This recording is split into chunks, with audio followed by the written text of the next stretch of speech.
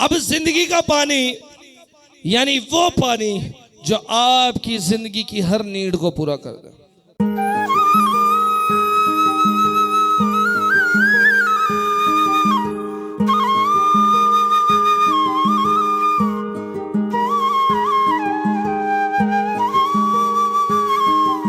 मसीह के बाबरकत और जलाली नाम में आप सबको सलाम और रुल कुदस का फजल इत्मीनान और बरकतें आप सबको हासिल होती रहें। आज का जो कलाम है ये काबिले गौर है और याद रखिएगा कि आज के कलाम को समझने वाला खुदा की बरकतों को लेकर जाएगा। क्योंकि देखा जाए दुनिया में कशमकश, भागो दौड़ और सच की तलाश, लेकिन सच को पाना भी उनको नहीं आता।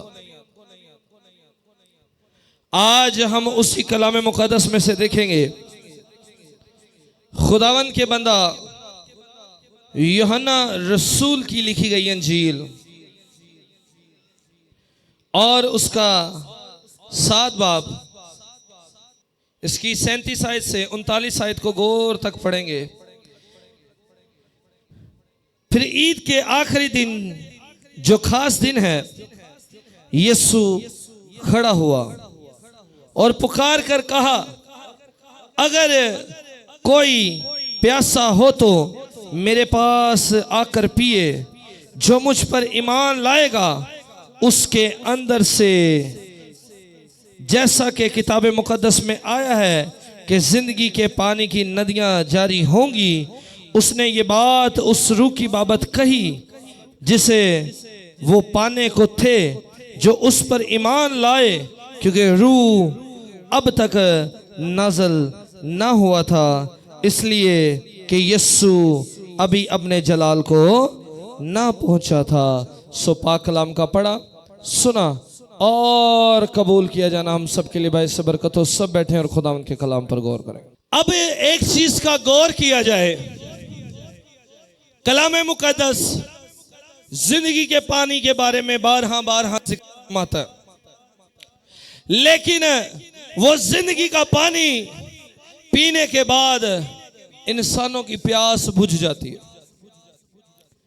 अभी लोग समझे कि शायद ये दुनियावी पानी की बात की जा रही है, जैसे हम पानी पीते हैं और टेम्परेरीली हमारी प्यास बुझती है, लेकिन आबे हयात यानी जिंदगी का पानी पीने के बाद आपकी प्यास सदा के लिए बुझती है। अब गौर किया जाए, आप अगर गौर करें कि दर बदर भागने वाला अपनी प्यास बुझाने के चक्कर में उसको अपनी जरूरत के अकॉर्डिंग के लिए चाहिए, उसको वो बरकत, वो नेमत, वो कुदरत, वो जलाल, वो इख्तियार वाला चाहिए जो उसकी जिंदगी की जरूरियात को पूरा कर सके। अब जिंदगी का पानी यानी वो पानी जो आपकी जिंदगी की हर नीड को पूरा कर दे।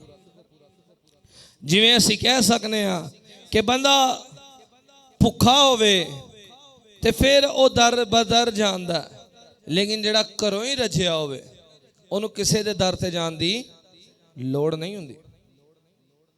यहां हम एक और मिसाल ले लेते हैं कि एक शख्स है, चले 2 शख्स हैं, रेगिस्तान में चल रहे हैं, एक के होंठ और गला सूखा हुआ है और वो पानी के लिए दर बदर भाग रहा है, वो पानी ढूंढ रहा है रेगिस्तान में। वो ये देख रहा है, कभी इधर भागेगा, कभी उधर भागेगा और कभी दूसरी साइड पर भागेगा, लेकिन एक शख्स है जिसके अंदर ही झरना लगा हुआ है, उसको पानी की क्या प्यास। अब वही झरना लगाने के लिए खुदा के रूह का ज़हूल आप में होना चाहिए। क्योंकि देखा जाए क्या लिखा है, खुदावंद का कलाम फरमा रहा है,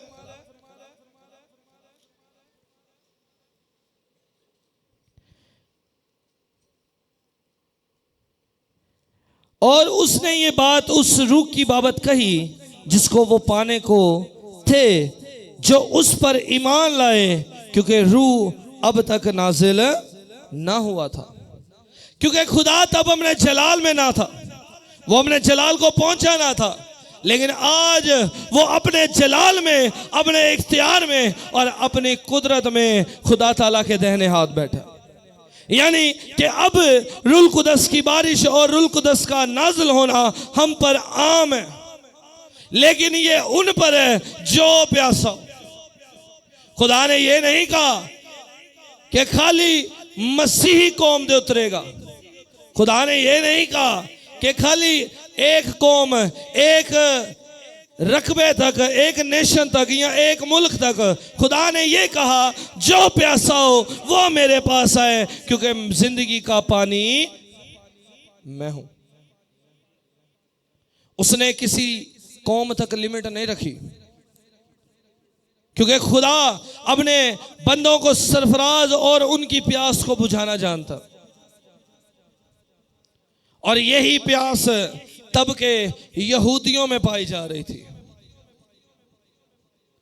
और देखा जाए, लिखा है, फिर खुदा ने दुनिया से ऐसी मोहब्बत रखी कि अपना इकलौता बख्श दिया, ताकि जो वो प्यास से वो दर बदर और ठोकर खाने वाले थे, उनकी जिंदगियां खुदावंद के जलाल तक कामिल तौर से पहुंच सके।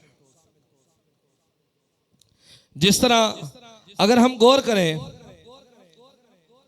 यूहन्ना की अंजील में ही इसके 4 बाब में, कि वो सामरी औरत जो पानी भरने को आई थी, जो अपने घराने की प्यास बुझाने के लिए पानी ढूंढ रही थी, जब वो एक कुएं पर आई तो वो वहां एक शख्स को बैठा हुआ पा रही है। अब वो शख्स जिसको वो ढूंढने निकली तो नहीं थी, लेकिन उसके कबीले में मसीहा की प्यास लाजमी थी। सामरी ईमान रखते थे कि एक मसीहा आएगा जो हमारे दुखों में, जो हमारी तंगियों में और हमारी मुसीबतों में हमारा सहारा बनेगा। वो प्यास रखते थे, उनकी प्यास लाजम थी। उनके दिल में ये चीज की प्यास थी कि वो मसीहा को देखें। अब देखा जाए, लोग उस सामरी औरत के किरदार को अच्छा किरदार नहीं समझते थे, क्योंकि उसके शोहर, वो अपने शोहर और बच्चों की इवज़ अच्छी समझी नहीं जाती थी, लेकिन वो अपनी जिंदगी से तंग थी। यानी कि वो अपनी जिंदगी में अपनी उस प्यास को बुझाना चाहती थी जिस प्यास के इवज़ वो दर बदर भटकती थी। वो एक अच्छा मकाम चाहती थी। मसीह ने उसे कहा कि ए औरत, मुझको पानी पिला। कहती है, तू यहूदी होकर एक सामरी से पानी मांगता, क्या तू नहीं जानता कि यहूदी सामरियों के हां नहीं पीते? उसने उससे कहा कि तू खुदा के जलाल से वाकिफ होती, लेकिन वो किस तरह वाकिफ होती? क्योंकि अभी खुदा अपने जलाल में पूरा ही नहीं था। वो जलाल में जाने के लिए प्रोसीजर में तो था, वो एक सफर पे तो था, लेकिन खुदावंद कहते हैं, क्या खूब लिखा है, यीशु ने जवाब में उससे कहा, अगर तू खुदा की बख्शिश को जानती, बख्शिश खुदा का देना, खुदा का इकलौता, क्योंकि देखा जाए यूहन्ना 3 में लिखा, खुदा ने दुनिया से ऐसी मोहब्बत रखी कि उसने अपना इकलौता बख्श दिया। कहता, अगर तू खुदा की बख्शिश को जानती कि उसने तुम्हारी जात के लिए क्या बख्श दिया है, तो तू ये सवाल ना करती। तू अगर जानती कि वो कौन है जो तुझसे कहता है मुझे पानी पिला, तो तू उससे मांगती और वो तुझे जिंदगी का पानी देता। यानी कि आज जिनकी जिंदगियों में खुदा की बख्शिश के बारे में अभी भी मालूम नहीं, वो उस जिंदगी के पानी से नावाकिफ है। वो इसलिए दर बदर ठोकर खाते हैं, वो इसलिए दर बदर जाना पसंद करते हैं, वो इसलिए मरते झगड़ते और तंगियों में रहना पसंद करते हैं, क्योंकि वो ये नहीं जान सके कि खुदा ने जो उनके लिए बख्श दिया वो खुदा की कुदरत में से एक अनमोल इकलौता था जो तुम्हारे लिए बख्श दिया। वो कोई आम इंसान ना था, वो आम नबी ना था, वो आम शख्स ना था, वो खुदा का इकलौता था जो तुम्हारी मेरी खातिर बख्श दिया, ताकि जो कोई उस पर ईमान लाए हलाक ना हो बल्कि हमेशा की जिंदगी पाए। लेकिन जिनके ईमान मसीह यस्सु पर है, वो ना अपनी प्यास को मिटाते हैं बल्कि वो कौमों की प्यास मिटाने वाले बन जाते हैं, क्योंकि उनकी जिंदगियों में से जिंदगी के झरने जारी होते हैं। ना उनकी जिंदगी की प्यास बुझती है बल्कि वो लोगों की प्यास बुझाते और उनमें जाहिर करते हैं कि खुदावन यस्सु ही अल मसीह और जिंदा खुदावन का इकलौता है। अब देखा जाए, जिस औरत ने अलीशा के लिए, जिसने अलीशा के लिए एक मकान तैयार कर दिया कि अलीशा रहे और मेरे दिल की मुराद को पूरा करे, वो ये जानती है कि खुदा का बंदा जब मेरे घर में रहेगा तो मैं जिस मकसद के लिए इसको उतारूंगी वो मेरा मकसद पूरा होगा। उन्होंने उसके लिए एक मेज, एक कमरा और एक चौबारे को अच्छे से रेडी किया। लिखा है अलीशा वहां रहा और अलीशा ने उससे कहा, ए औरत तू क्या चाहती है कि मैं तेरे लिए करूं? लिखा है कि अलीशा को किसी ने बताया कि ये औलाद की बरकत को चाहते हैं। उन्होंने औलाद हासिल की। औलाद हासिल होने के बाद थोड़े अरसे के बाद लिखा है कि उसका बेटा मर गया। लेकिन फिर अलीशा जब जाता है तो उसका बेटा जी उठता है। याद रखो कि उस जिंदगी के पानी में से पीने वालों की जिंदगियां क्या कमाल रही हैं। इब्राहिम उसके दिनों को देखने का मुंतजिर था, लेकिन जब वो देखने का मुंतजिर था तो वो जिंदगी के पानियों का भी मुंतजिर था, क्योंकि वो जानता था कि जब उसका इकलौता बख्शिश हमें मिल जाएगा तो हमारी जिंदगी की प्यास बुझ जाएगी। जिस प्यास के लिए वो दरबदर थे, जिस प्यास के लिए वो खुदा के हुजूर हाजिर थे, जिस प्यास के लिए उन्होंने खुदा के हुजूर नजराने, कुर्बानियां और कई तरह की पेशकश की, लेकिन वो फिर भी उसकी बख्शिश के प्यासे थे। इब्राहिम का प्यासा था, इसहाक उसका प्यासा था, यकूब उसका प्यासा था, 12 कबाइल उसके प्यासे थे, इवन नबीजाद नस्लें उसकी प्यासी थी। लेकिन उसकी बख्शिश उन पर हुई जिनको दुनिया ने ठुकराया, यानी हम अदलों पर, जिसको उसने अपने करीबी करते हुए उस बख्शिश में से पिलाया। आज ये दुनिया को पिलाने वाले बन जाते हैं, क्योंकि खुदा ने हम में उंडेला, और ये जब उंडेला गया तो फिर याद रखें कि हम ऐसे लबरेज हुए, हम ऐसे भरे कि अब हम लोगों के प्यालों को भरना जानते हैं, क्योंकि खुदा ने वो जिंदगी का जाम आपके लिए बख्श दिया। आज भी लोग कहते हैं हम मसीही हैं, हम यीशु के पैरोकार हैं, पर वो बीमारियों में, वो तंगियों में, वो परेशानियों में, वो नाराजगी में, वो हर किस्म की बुरी आदतों में मुब्तला है, क्योंकि उन्होंने खुदा की बख्शिश को अभी तक जाना नहीं है। क्योंकि अगर वो उसकी बख्शिश को जानते, जिस तरह वो सामरी को कह रहा है कि अगर तू जानती तो तू मुझसे मांगती, आज का दौर कुछ ऐसा है, हम कहते हैं हम अपने आप पर डिपेंडेंट है, हम खुद जानते हैं कि हम किस तरह हासिल कर सकते हैं। यहूदा ने खुद हासिल करने की कोशिश की, उसने अपना उस्ताद बेचा, उसने वो बख्शिश बेच दी जिस बख्शिश के इवज उसकी प्यास बुझी थी, उसने उसको बेचा। उसकी जिंदगी में लानत ऐसी आई कि जिसको उसने अपनी जिंदगी के जाम को ही बेच दिया, फिर उसकी जिंदगी पर मौत के पहरे छाए, फिर उसने अपने गले में खुद रस्सी डाली और मौत का पैरोकार हुआ। यानी कि याद रखो, अगर आप कहते हो कि मैं मसीही हूं और आप अपनी बख्शिश को, अपने उस जिंदगी के पानी को, उस नजात दहिंदा को, उस जिंदगी की रोटी को बेचते हैं, तो फिर याद रखें आप जिंदगी के पैरोकार नहीं होते, आप अपने लिए मौत को खरीदते हैं, जिस मौत से उस जिंदगी के पानी ने आपको छुड़वाया है। क्योंकि उसने कहा तू ईमान लाए तो मैं तुझ में से जिंदगी के चश्मे जारी करूंगा। तो याद रखना, जिसमें से जिंदगी के चश्मे जारी होते हैं वो मौत के मुंतजर नहीं रहते, बल्कि वो मौत में डूबे हुओं को भी निकालना जानते हैं,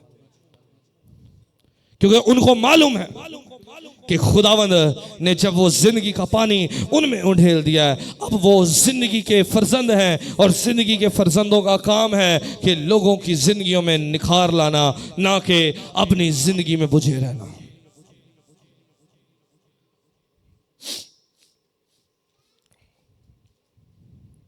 अब एक चीज है, लोग कहते हैं कि जी हम मसीही हैं, हम पर ये दुख आना लाजम है, पर ये खुदा का कलाम नहीं कहता। खुदा का कलाम फरमाता है कि वादे के फर्जंद शाही काहिनों का फिरका है। शाही काहिन जिनकी जिंदगियां खुदा ने रोशन कर रखी होती हैं, जिनकी जिंदगी में ना गरीबी, ना तंगी, ना बीमारी और ना ही कोई बुरा काम अपना असर दिखा सकता। क्योंकि देखा जाए जिंदगी के फर्जंद, जिंदगी के वारिस, अब ये हो नहीं सकता कि जिसको आपने नजात दहिंदा माना आपकी कदर उसके जैसी ना हो। अब देखा जाए जब मसीह अपने शिगिर्दों से हम कलाम होता है, जिनके बारे में लिखा है कि रूह उन पर जाहिर होने को था, मसीह ने उनसे पूछा कि जब मैंने तुम्हें खाली हाथ भेजा क्या तुम्हें किसी चीज की दरकार हुई, क्या किसी चीज की कमी आई? तो क्या शिगिर्दों ने कहा उनको कोई कमी आई? उन्होंने कहा नहीं खुदावंद खुदा, हमें कोई कमी नहीं आई, हमारी जरूरतें पूरी होती रहीं।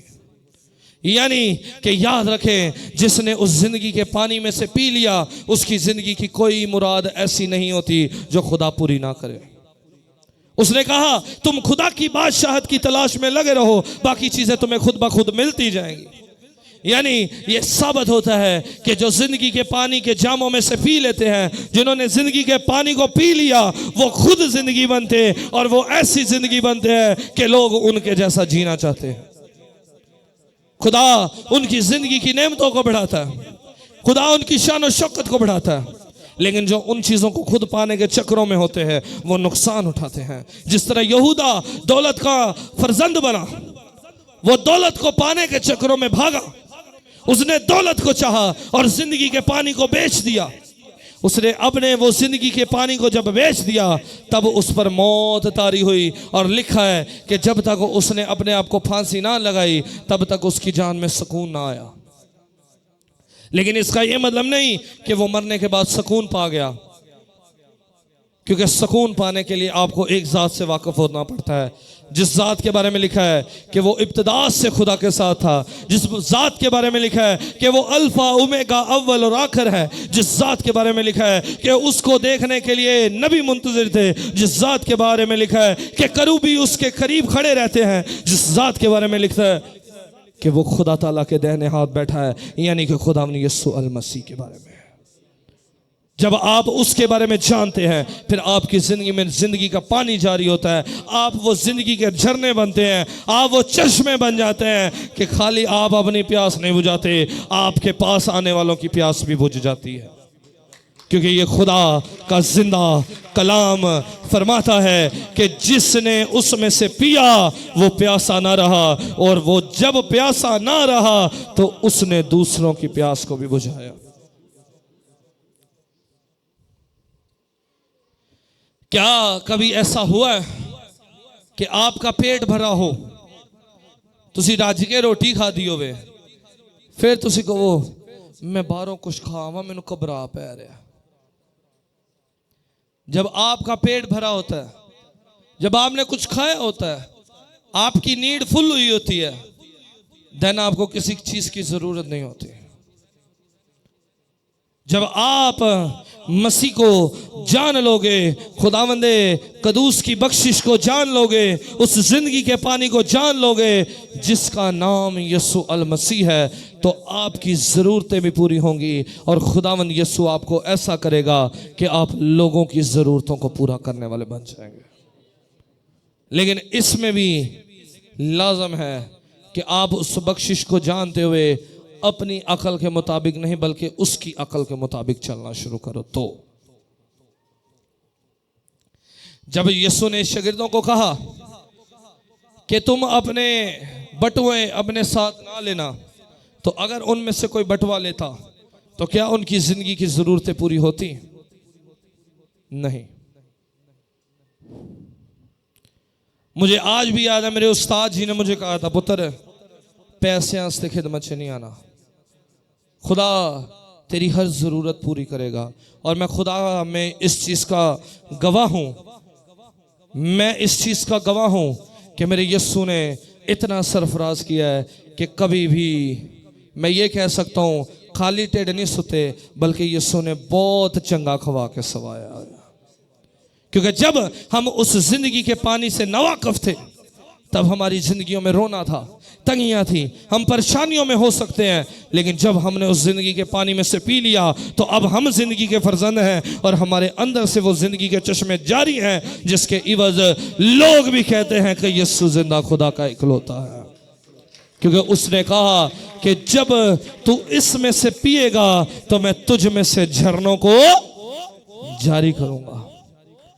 आज अगर आप में कोई ऐसा है जिसको अपनी जेबों पर मान है, जो ये कहता है मैं अपनी जेबों के मुताबिक चलना पसंद करूंगा, जिसको ये मान है मैं अपनी सोच के मुताबिक चलना पसंद करूंगा, जिसको इस चीज की तलब है कि मैं अब से अपनी जरूरतें अपने जोरे बाजू के इवज पूरी करूंगा, तो याद रखना तुम नुकसान उठाओगे और ऐसा उठाओगे कि तुम रोगे। लेकिन जब तुम अपना जोरे बाजू खुदावंदे गयूर को मानोगे तो तुम्हारे खित्ते भी बढ़ेंगे, तुम्हारे रकबे भी बढ़ेंगे और खुदावंद तुम्हारी हदूदों को बढ़ाता हुआ साबित करेगा कि वही खुदावंद इलाही है जिसने इब्राहिम को बख्शा, जिसने इसहाक को बख्शा और जिसने यकूब और उसके 12 कबीलों को बख्शा। आज वो जब तुम्हें बख्शेगा तो तुम भी कहोगे वही खुदावंद यीशु जो मेरी बख्शिश बनकर आया, जब मैंने उस बख्शिश को जान लिया और मैंने उससे मांगा तो उसने मेरी हर प्यास को बुझाया। आज मैं खुदावंद के फजल से, खुदावंद के जलाल से भरा हुआ। क्योंकि देखा जाए खुदा के बहुत ऐसे सूर में हुए जिनका आगाज गरीब फैमिली से हुआ, लेकिन जब उन्होंने यीशु को जाना तो खुदा ने उनको वाकई ही शाही काहिनों का फिरका किया और ऐसा किया कि वो लोगों का इंसाफ करते और खुदा ने उनको सरफराज भी किया। आज लोग कहते हैं जी किस तरह हम यीशु को उसका इकलौता मान लें। देखा जाए जब हजरत दाऊद जो खुदा का नबी ठहरा वो उसको खुदा का इकलौता मानता। सुलेमान जिसकी हिकमत का शोर था कि नबियों से सबसे ज्यादा अक्लमंद जिसको खुदा ने हिकमत बख्शी, वो उसको उसका इकलौता मानता। क्योंकि दाऊद फरमाता है, ज़बूर की किताब में लिखा हुआ है, मेरे खुदा ने मेरे खुदावंद से कहा तो मेरे दाहिने तरफ बैठ। और इमसाल की किताब फरमाती है कि तुम में से कौन है जो खुदा ताला का नाम जानता हो, और तुम में से कौन है जो उसके इकलौते का नाम जानता हो। यानी कि वो भी जानते थे कि खुदा ताला का इकलौता भी है, क्योंकि वो रूह में उसको देख चुके थे और वो जानते थे कि जब वो आएगा तो वो खुदा की ऐसी बख्शिश बन कर आएगा कि जिसको ना सिर्फ इस्राएली कबीलों के ऊपर हुकूमत का जिम्मा मिलेगा, बल्कि कुल कायनात पर, कुल जहानों पर, कुल यूनिवर्स पर उसको ऐसा इख्तियार मिलेगा कि वो उनका इंसाफ भी करेगा और उनका छुड़ाने वाला भी बनेगा। आज हम उस यीशु को मानते हैं जिसने कहा कि तू इस पानी में से पी, तेरी प्यास बुझ जाएगी।